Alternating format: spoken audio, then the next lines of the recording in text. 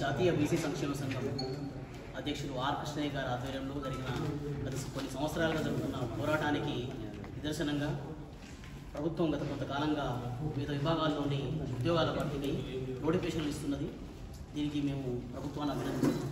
మరి ఇదే సందర్భంలో గ్రూప్ 2, గ్రూప్ 3, గ్రూప్ 4లో ఉన్న టైపింగ్ పోస్టులను రద్దు చేయడం అనేది చాలా దారుణమైన విషయం.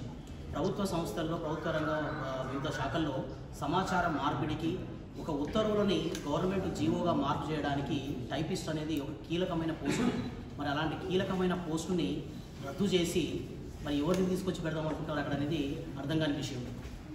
పేద బలహీన వర్గాల విద్యార్థులు మాత్రమే ఉన్నత చదువులను చదువుకోలేక ఈ టైపిస్టులను ప్రభుత్వ సంస్థలు అందిస్తున్న ఈ టైపిస్టులు కోర్సులను కంప్లీట్ చేస్తారు. మరి ఇలాంటి వాళ్ళు తెలంగాణలో సుమారు లక్షకు పైగా ఉన్నారు. మరి లక్షకు పైగా ఉన్న నిరుద్యోగులకు పోస్టులను రద్దు చేసి ఏ విధంగా న్యాయం చేస్తారు? తెలంగాణ అంటేనే నిధులు, నియామకాలు, నీరు, వీటి కోసమే కొట్లాట.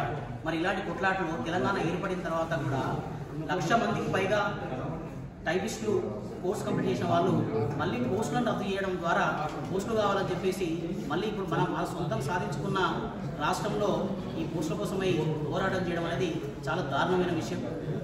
తెలంగాణ ప్రభుత్వం ఇకనైనా సరే కళ్ళు తెరిచి ఈ గ్రూప్ 3, గ్రూప్ 4లలో టైపిస్ట్ పోస్టులను యథావిధిగా చేర్చి ఎంతో ఇంపార్టెంట్ అయిన తెలంగాణ ఏర్పాటుకు